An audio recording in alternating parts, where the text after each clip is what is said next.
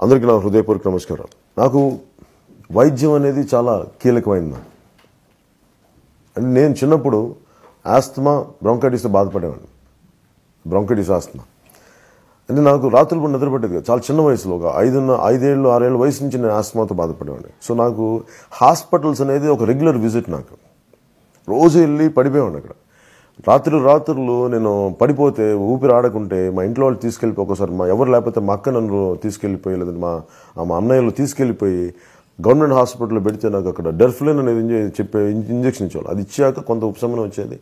అలా నా నేను ఎందుకు రెగ్యులర్గా వెళ్ళలేకపోయామంటే నా ఆస్తమా వల్ల. సో నాకు ఆ హాస్పిటల్స్కి వెళ్తున్నప్పుడు నేను రోజు మా డాక్టర్ కరీముల్లా అని ఒక ఆయన ఉండే, ఆయన దగ్గర చూసేవాడిని. పాప ఆయన ఇప్పుడు లేరు.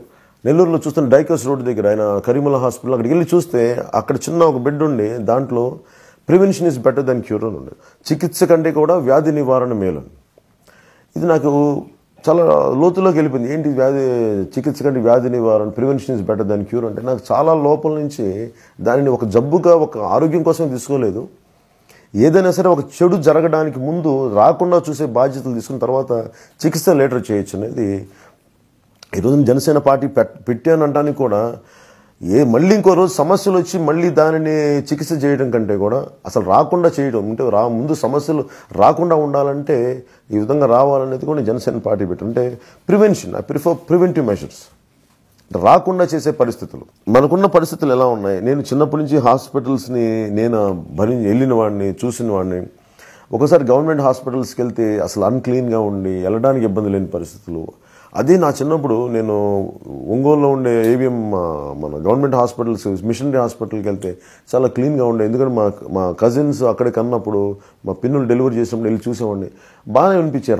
రాను గవర్నమెంట్ హాస్పిటల్స్, మిషనరీ హాస్పిటల్స్ ఎందుకు ఇట్లా అయిపోయినాయి అని. ఇప్పుడు మిషనరీ హాస్పిటల్స్ బాగున్నాయి, అది ఎంతవరకు చూడాలి, కొన్ని బాగున్నాయని చెప్తా ఉంటారు. కానీ గవర్నమెంట్ హాస్పిటల్స్ ముఖ్యంగా ఒకప్పుడు అందరూ వెళ్ళి చేయించుకున్న హాస్పిటల్స్ని అందరూ సర్వనాశనం చేసేసి అసలు ఇంకా మామూలు తప్ప మామూలుగా సగటు మనిషి వెళ్ళలేని పరిస్థితి తీసుకొచ్చారు.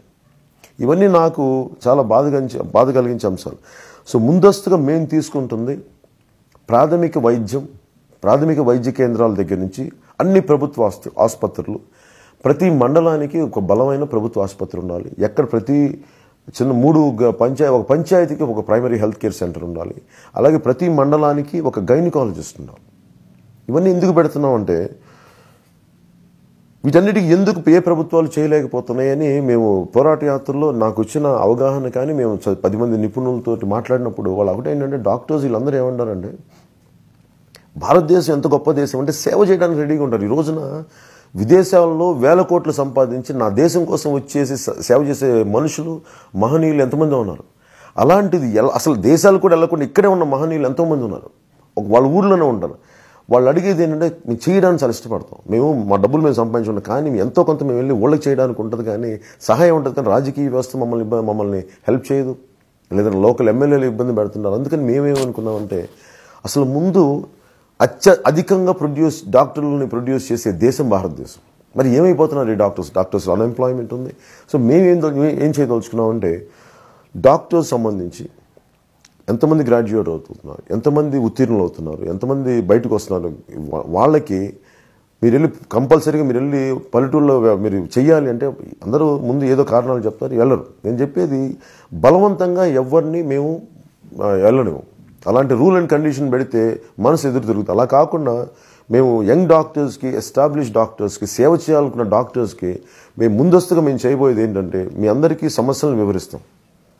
మనం ఎంత మీరు ఏజెన్సీ ప్రాంతానికి వెళ్తే చాలా ఇబ్బందిగా, అసలు ఏడుపు వచ్చే పరిస్థితులు ఉంటాయి. పసిబిడ్డల్ని స్కిన్ డిసీజ్తో వచ్చేసి మొత్తం ఒళ్ళంతా చర్మంతా పొక్కులుగా ఉండి ఆ బిడ్డల్ని చూస్తుంటే గుండె తరుక్కుపోద్ది. మేమనేది జాలితో కూడా అందరూ చేయలేకపోవచ్చు, కానీ డ్యూటీ ప్రకారం చేయడానికి ముందు మీకు ఎంతో కొంత సౌకర్యం కల్పించాలి. అందుకని ప్రతి యంగ్ డాక్టర్కి, ఎస్టాబ్లిష్ సీనియర్ డాక్టర్స్కి అందరికీ కలిపి మేమేమనుకున్నామంటే, ప్రతి మండలంలో, ప్రతి నియోజకవర్గంలో వీళ్ళ కోసం గృహ సముదాయం నిర్మిస్తాం. ఎందుకంటే మీరు ఉట్నే రాలేరు, మీరు కుటుంబాలు ఉన్నాయి, మీరు కష్టపడి వచ్చారు. అలాగే గవర్నమెంట్ డాక్టర్స్ మీద ప్రభుత్వం కొన్ని కోట్లు ఖర్చు పెట్టింది. సో మీలో కూడా ఆ బాధ్యత ఉందని నేను గ్రహించాను. సో మేమేమనుకున్నాం, ప్రతి మండలంలో, ప్రతి నియోజకవర్గంలో ఒక డాక్టర్ల కోసం, గవర్నమెంట్ డాక్టర్స్ కోసం గృహ సముదాయం నిర్మిస్తాం. మీకోసం అక్కడ ఆడుకోవడానికి క్రీడా మైదానాలు, అలాగే మీ బిడ్డలు ఉండటానికి చదువుకోవడానికి సెంట్రల్ గవర్నమెంట్లో మంచి తరహాలో ఒక చక్కటి స్కూల్స్, అలాగే మీరు ఆట విడుపు కోసం మీ ఇంట్లో ఆట విడుపు కోసం మీకుండే ఒక కమ్యూనిటీ సెంటర్స్, ఇవన్నీ ఒక 10 ఎకరాల్లో ఉదాహరణకు 10 ఎకరాలు 15 ఎకరాలు మీకు ఒక సముదాయం నిర్మించి మీ బిడ్డలు కూడా జస్ట్ ఒక 1/2 కిలోమీటర్ దూరంలో ఉంటారు స్కూల్కి. సో మీరు సేవ చేయడానికి మీకు ఆ కాన్ఫిడెన్స్, మీకు ఎక్కువ అవకాశం ఉంటుంది. అలాగే మీ కష్టానికి తగ్గ సాలరీస్ కానీ ఇవన్నీ ఇచ్చే భాగంలో ముందు ఇవి మేము ఎస్టాబ్లిష్ చేసి ఆ తర్వాత మిమ్మల్ని రమ్మని చెప్తాం. ఒకవేళ ఆ టైంలో కూడా ఇంకా ప్రభుత్వ డాక్టర్లు ముందుకు రాలేకపోతే అప్పుడు మిమ్మల్ని ఎలా కన్వీన్స్ చేయాలని మేము తర్వాత ఆలోచిస్తాం. అందుకని మేము కోరుకుంటుంది ఆరోగ్య ఆంధ్రప్రదేశ్ అంటే నాకు ఇది స్లోగన్ కాదు. నేను బ్రాంకైటిస్ ఆస్తమాతో సఫర్ అయిన వ్యక్తిని కాబట్టి, నేను కన్నీళ్లతోటి ఎంతోమంది బాధలను చూసిన వాడిని కాబట్టి, అందుకని నాకు ఆంధ్రప్రదేశ్ని ఎంత ఆరోగ్యవంతంగా చేయగలగాలో అది డాక్టర్ల సహాయం లేకుండా, డాక్టర్స్ సహకారం లేకుండా ఈరోజు ముందుకెళ్ళదు.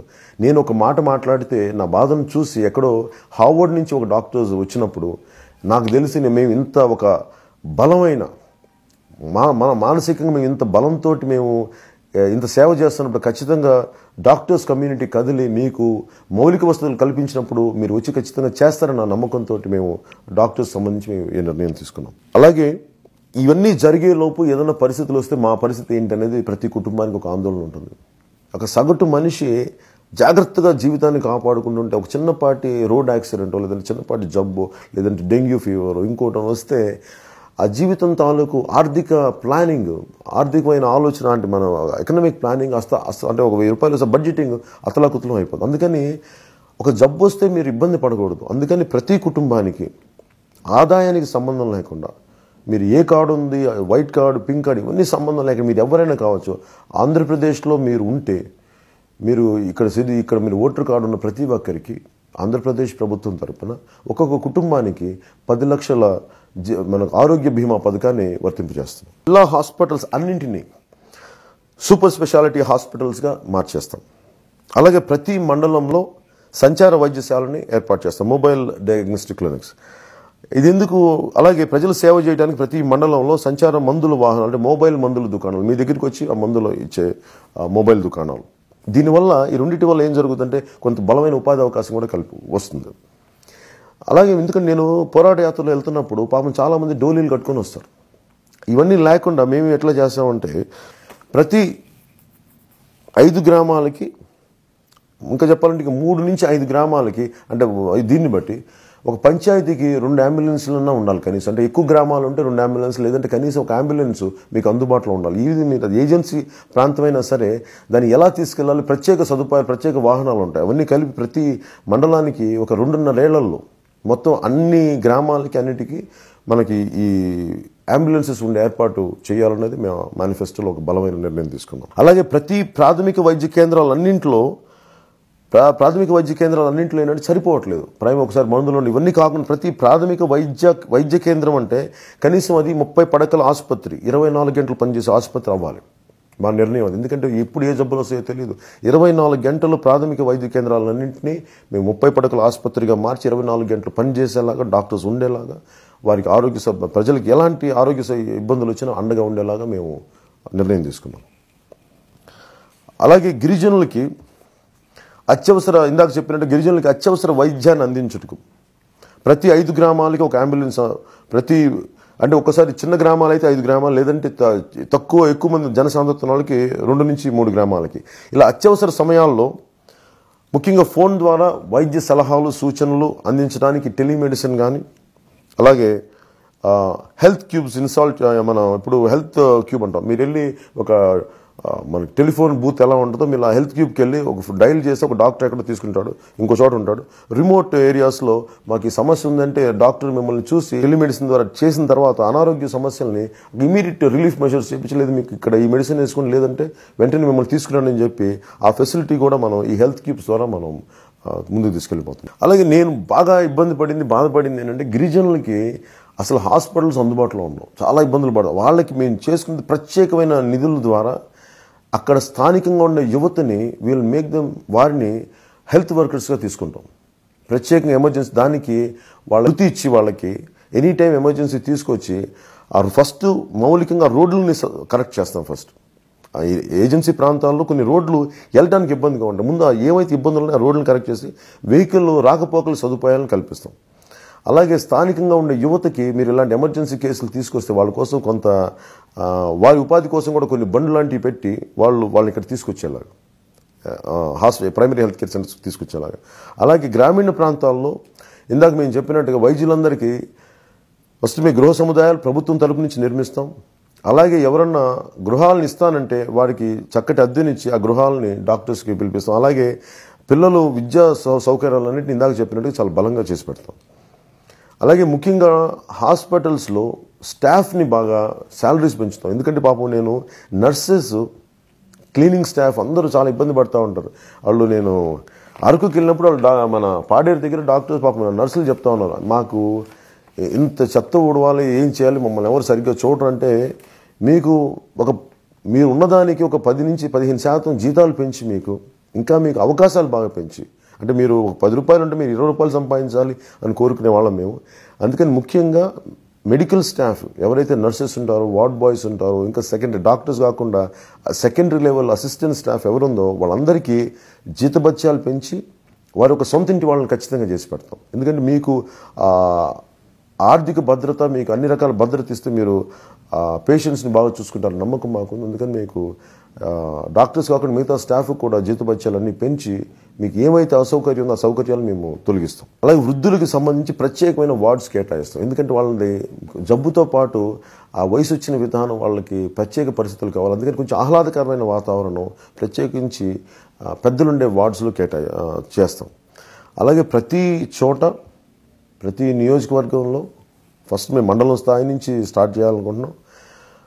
ప్రతి మండలంలో పెద్దలకి, వయసు వచ్చిన పెద్దలకి, లేదంటే పిల్లలు చదువుకోవటానికి వెళ్ళిపోయి లేదా ఉద్యోగాలకు వెళ్ళి పక్కన మీరు స్థాయి వ్యక్తులైనా సరే వాళ్ళ కోసం పెద్దల ఆదరణ నిలయాలను మేము ఏర్పాటు చేస్తాం. పెద్దల ఆదరణ నిలయాలు.